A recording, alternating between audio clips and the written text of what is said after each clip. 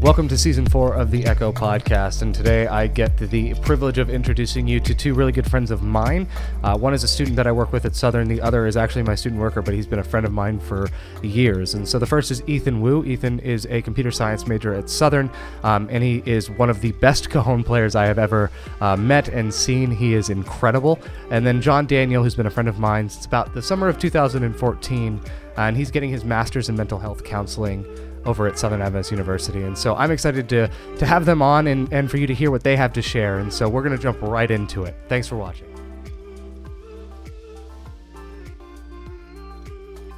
This episode of the Echo Podcast is sponsored by Southern Adventist University.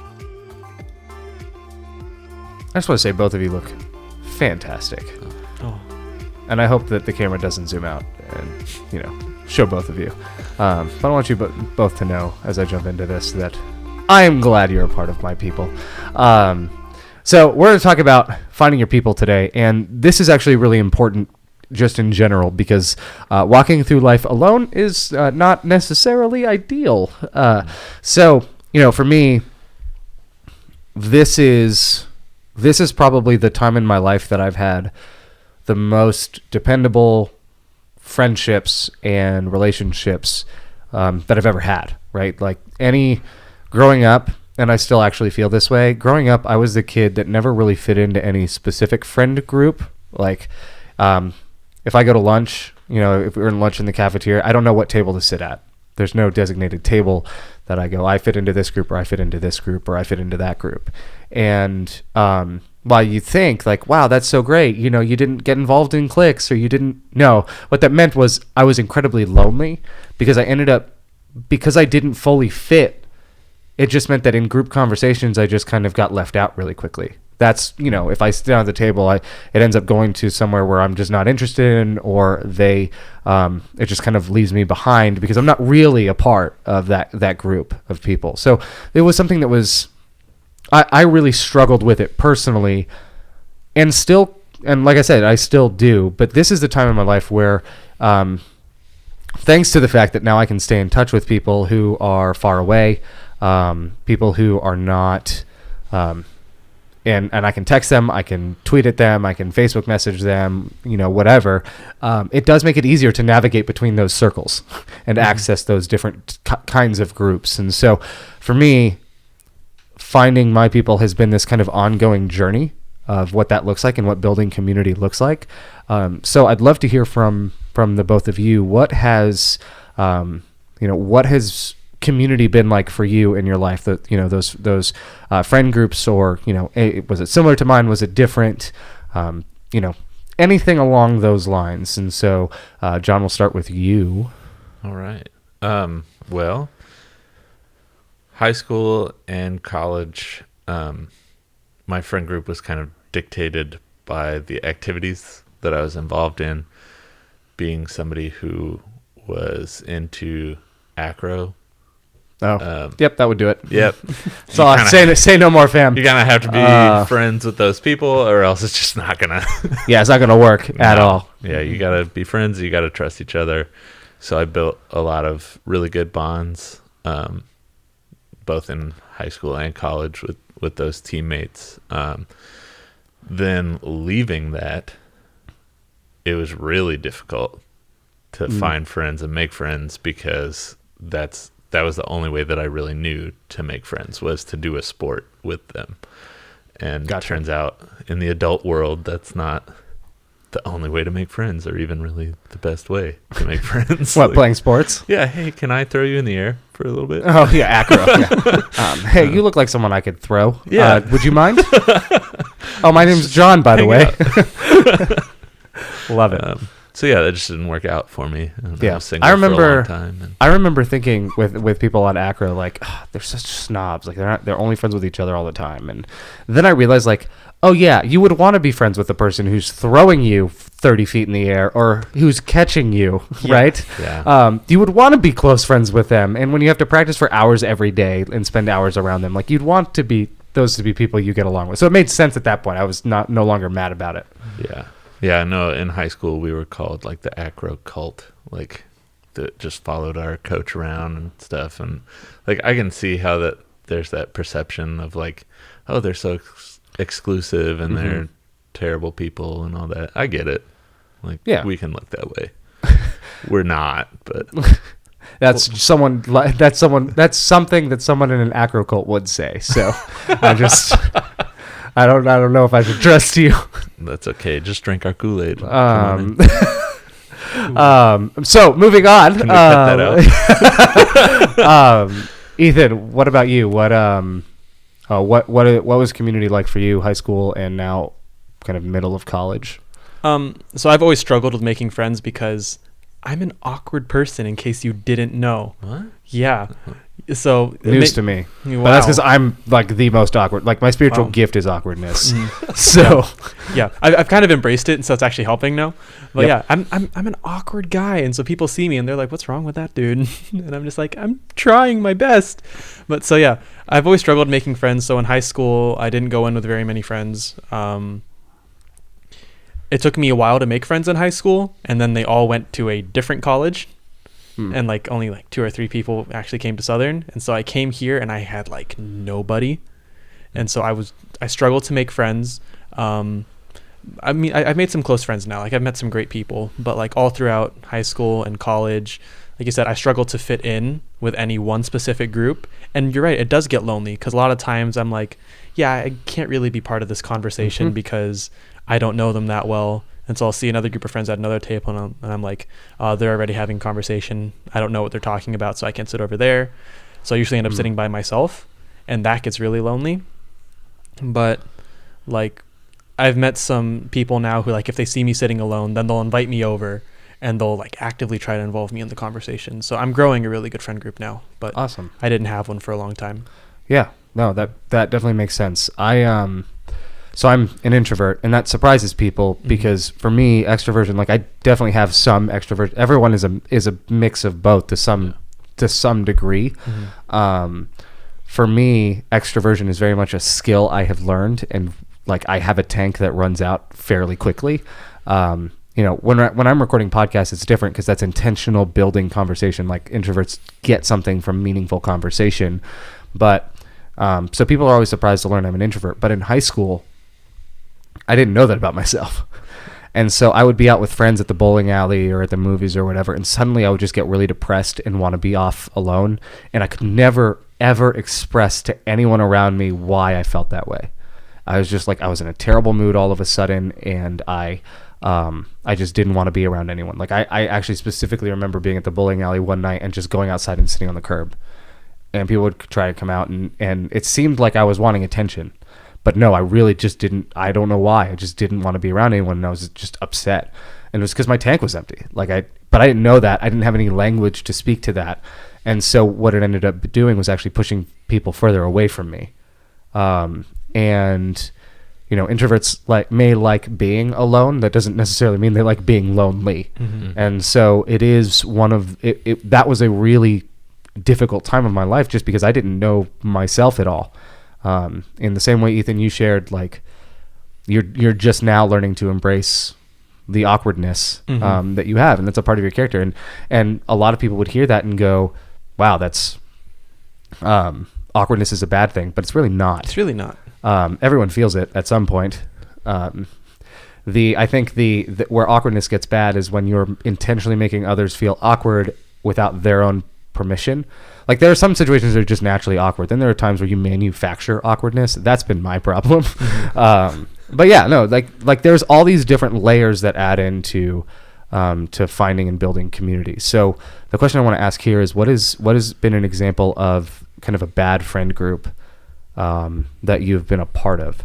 And feel free to go in and speak broadly, because this isn't about throwing anyone under the bus. Just because I had bad friends doesn't mean they were bad people. And doesn't mean that they're bad people today even. So just because I used to hang out with them and I don't, this is not at all an attempt to make anyone feel bad for being friends with me in that time of my life or whatever, but simply just understanding that wasn't the right time or the best time or the best mix of people for me. Yeah, what would you say is that for you, Jon? Friend group specifically? Yeah, I mean friend group, or just like, I mean it could be just a person too.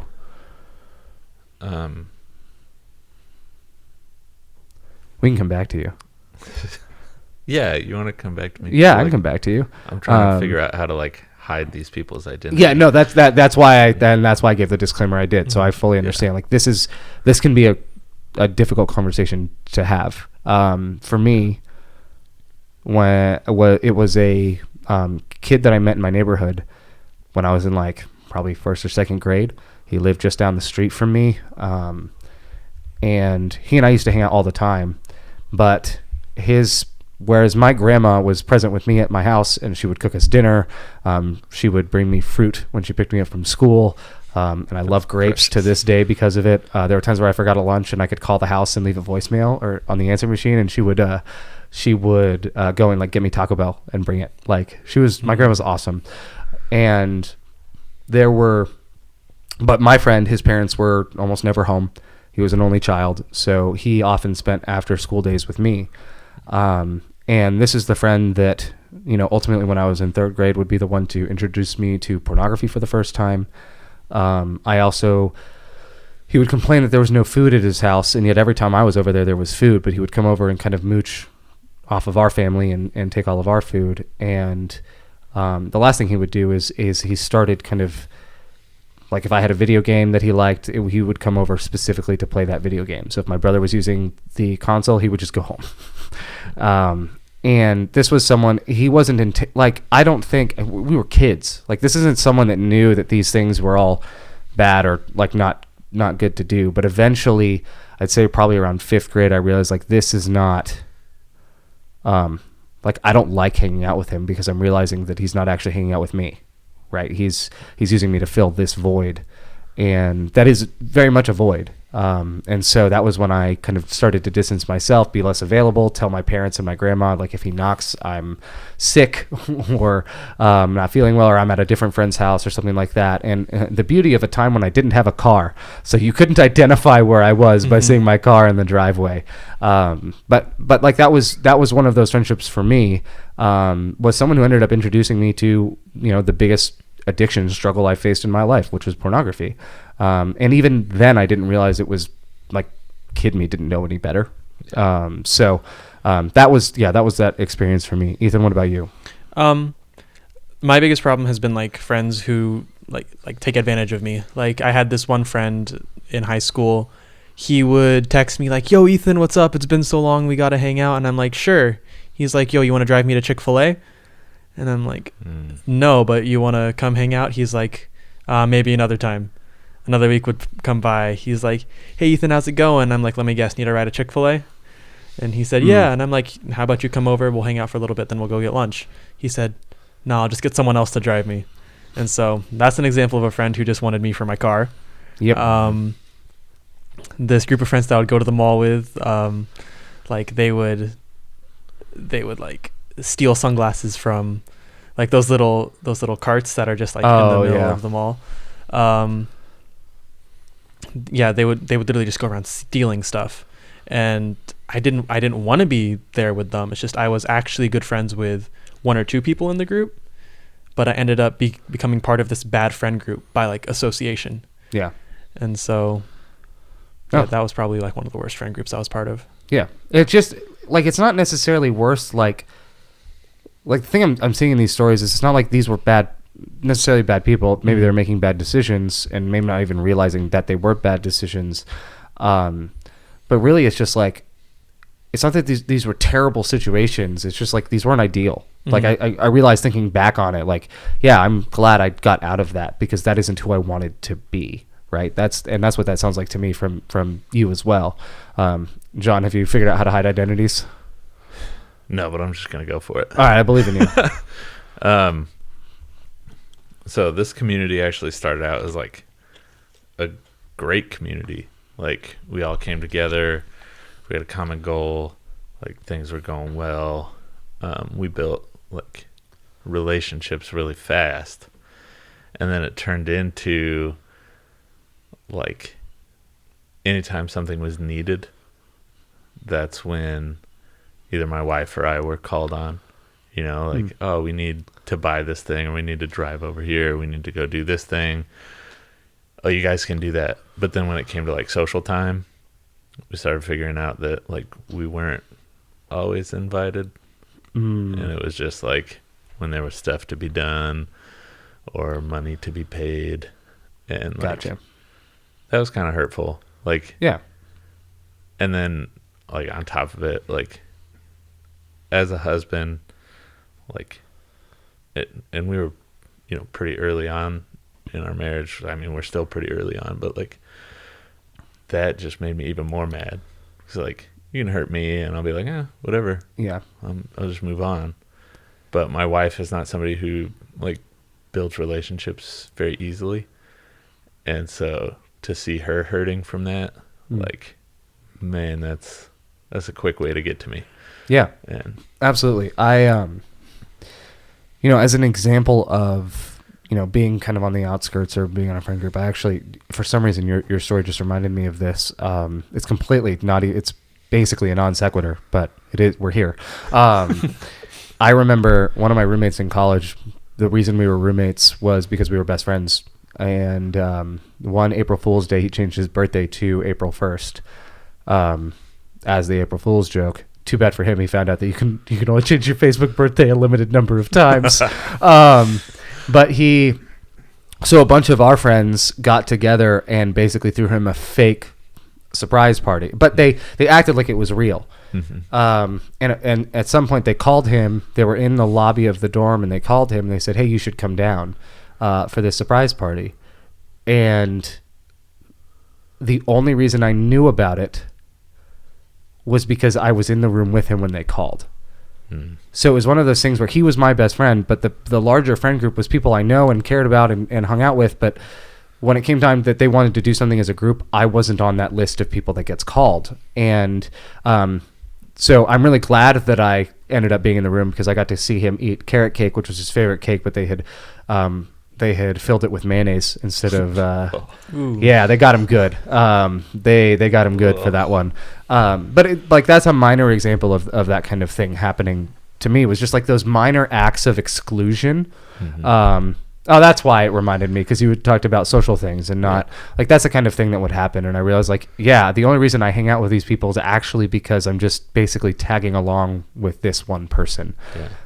Which is a hard realization to come to, but it's a good realization to come to, I think, because then you can start actually finding the people that you do, that value you and that you can value. So I want to talk about now the flip side of it. How have you started kind of building, or how have you built a community of positive community and positive friendships and people that really kind of build you up and that you can build up?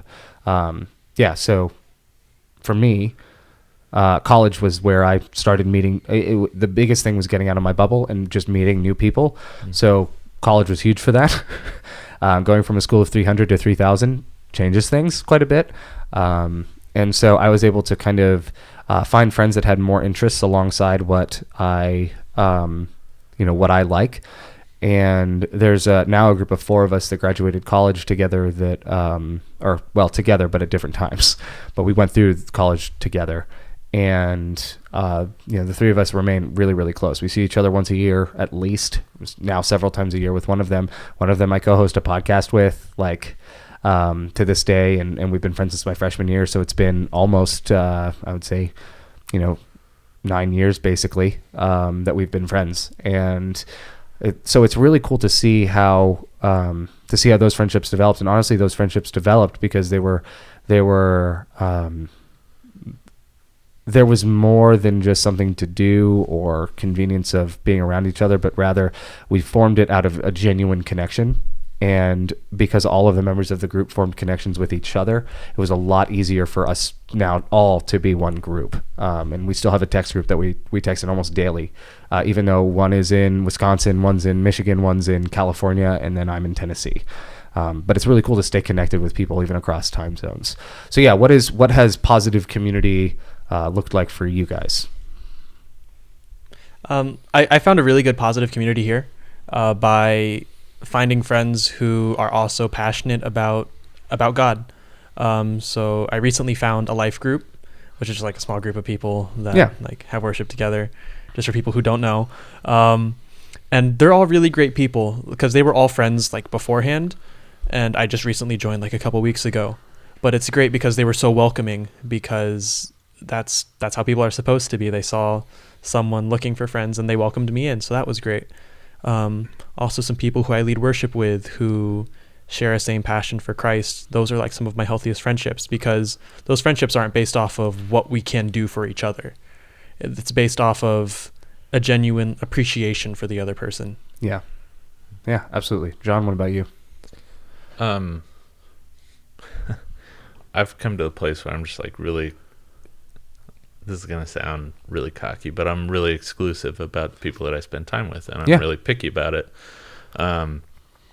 because my time is valuable, and like my mental health is also very valuable, and I've come to find that like a lot of issues are tied up in like bad connections with people, and so I'm just really, really guarded in that way, which like, I don't know, hopefully not overly guarded in a bad way, but like I'm pretty guarded about the people that I spend time with. You know, I feel like I have a few really solid connections with people, and I'm happy with those, and I have my wife, and so it's not like I'm not at a point where like I need to be hanging out with people all the time.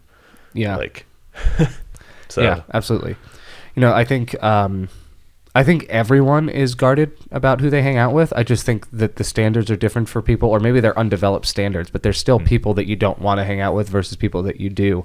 And I think for me, the exclusivity became basically me being able to identify who in my life was someone that I was comfortable with them speaking into my life, whether that's giving me advice or checking me if I'm doing something wrong, and people I could speak into who I could do the same for. So it was that was a two-way street of communication where both of us felt safe and comfortable in order to have those difficult conversations and still know there's this kind of there's this foundation of love through all of it. Even if they're wrong or right, there's a foundation of love, and they're saying it because, you know, they genuinely care about me, and this is what they're seeing.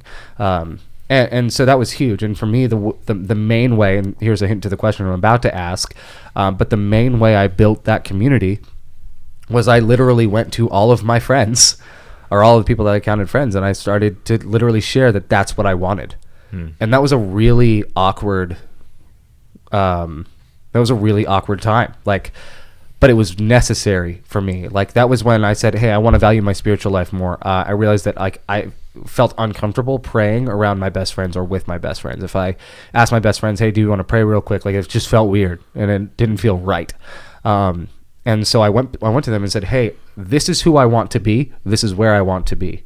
And I want you to be someone that is along that journey with me. And so here's what I'm looking for. I don't know if that, you know, vibes with you. I don't know if that resonates with you. But, you know, even if it's not what you want specifically right now, is it something that you could help me with? And that conversation, whatever direction it went, usually determined who stuck around and who didn't.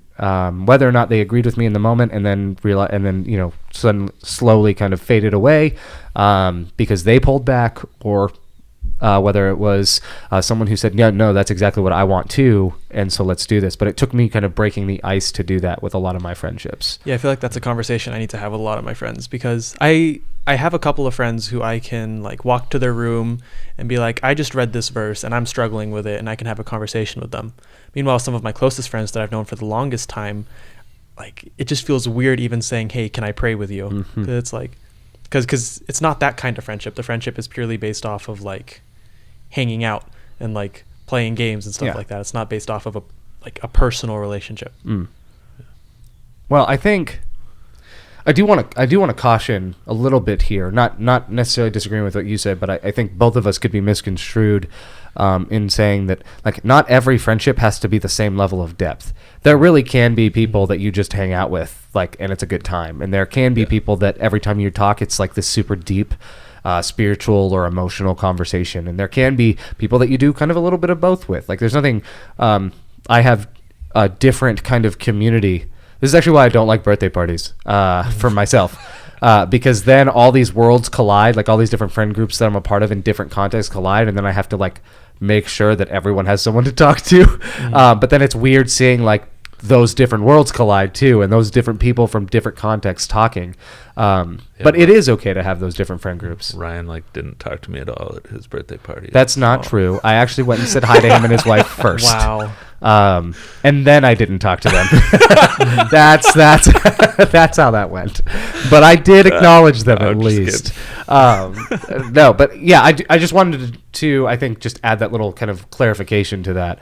Yeah. But I guess what I was trying to say is like I have so many friends where it's just we're friends because we played volleyball together one year, and I only have like a select few, like let's say 4 or 5 people who I can actually go to about things that are bothering me. And so I'm trying to say I need more people like that I can go to about personal things, and less that are just because we played volleyball together.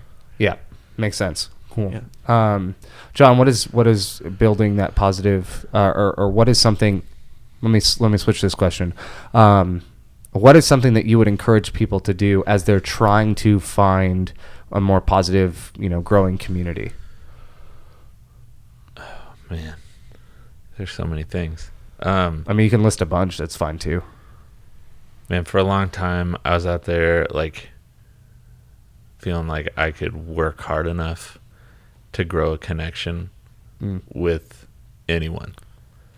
And so like if there was a bad connection with someone, that was a me problem. Like I wasn't trying hard enough. I wasn't doing something enough. I wasn't blank enough, just whatever you want to put in there.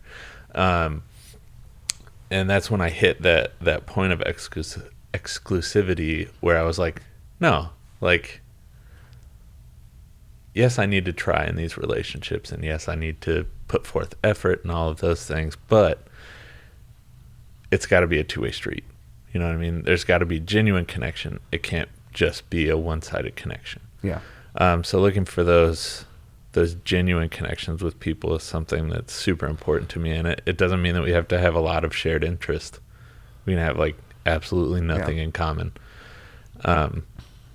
Some of my best friends, like when they talk about work and what's going on in their lives, I'm like, yeah, I don't even know what you're talking about, but I love you, man. Yeah, like, I'll celebrate with you. Cool. That's awesome. I have no idea what you're like, just no, said I'm telling to you, I me. got Like, fired.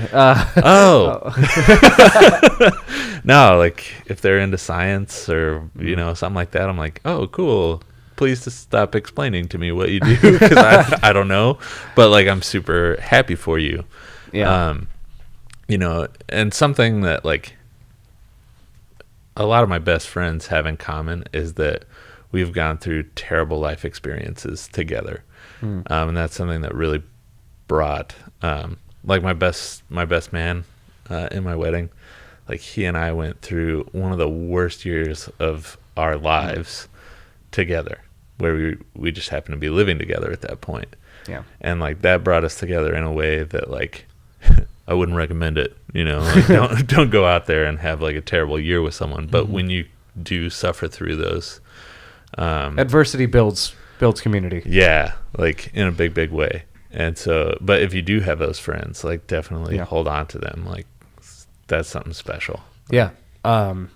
One of the biggest along lines of what you've said here, one of the biggest lessons I've had to learn is it's actually a quote from George Carlin, but there's another version. There's another variation of the quote that I've heard. It's just its own standalone thing. But the George Carlin quote, who's a stand-up comedian from I think the 90s, and before that. But he basically says like you could be the juiciest, sweetest, nicest peach on the planet, but there are still going to be some people that just don't like peaches. Yeah. Or the variation I've heard, and this has been the one I've tried to kind of model when it came to like if there's a bad connection, you can't be the hero in everyone's story. At some point, you'll be the villain of someone's story, regardless of whether you intentionally were that or not. And understanding that and kind of applying that has really helped free me of some of that burden to just try harder and force this to work, and in forcing it to work, that's actually how I become the villain, because it turns out like we just weren't a good fit, and that's fine, like that's okay. So Ethan, what about you? What is something that you would encourage for people as they are building their own community? Something I would encourage is to find people who can be happy for you when it doesn't benefit them in any way. So if something goes really well in your life, if that person is genuinely happy for you and they get nothing out of it, that's someone who's like a true friend, like a truly good person who wants to see you improve. Like the best friends are the ones who don't need to benefit from the friendship, but who want to be there for you because they love you. So Yeah. look for people who are very intentional in the friendship. Like if it's just something, if you guys only talk when you run into each other, like let's say you're at a restaurant, you run into the person, if that's the only time that you talk, I mean, yeah, you guys are friends, but you want to find those friends who are truly intentional, who will reach out to you and check up on you and be like, hey, are you doing good? Haven't talked to you in a while. Hope everything's okay. Those kinds of friends. Those are the best friends that I've had in my life. Cool. Yeah. No, I agree with all of the above. And the thing that I would add is to be gracious and be patient.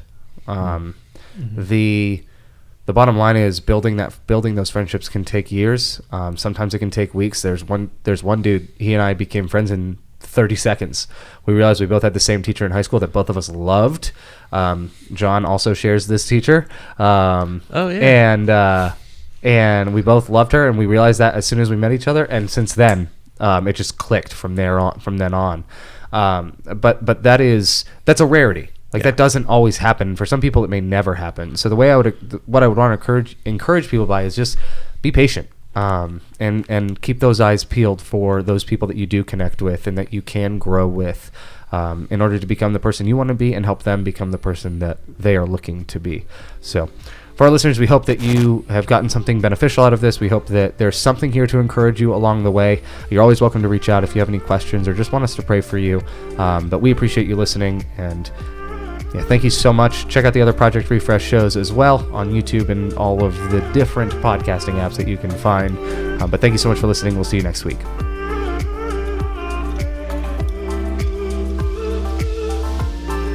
Thank you so much for listening to Echo and for being on this journey with us. If you're watching on YouTube, we hope that you'll leave a comment, subscribe, hit that like button. If you're listening on iTunes, Spotify, or whatever podcatching app that you like the most, we hope that you'll hit that subscribe button, that you'll leave a review, and that you'll engage with us. And also for more content from Project Refresh that's like Echo and some of the other shows that we host, then head on over to theprojectrefresh.org. Thank you so much for your support. It means the world to us, and we'll see you next week.